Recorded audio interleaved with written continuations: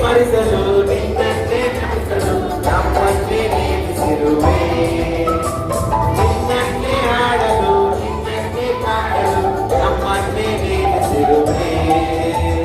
ಡುಂಗುಡುಮೋ ಡುಂಗುಡುಮೋ ಡುಂಗುಡುಮೋ ಡುಂಗುಡುಮೋ ಡುಂಗುಡುಮೋ ಡುಂಗುಡುಮೋ ಜೋರಾಗಿ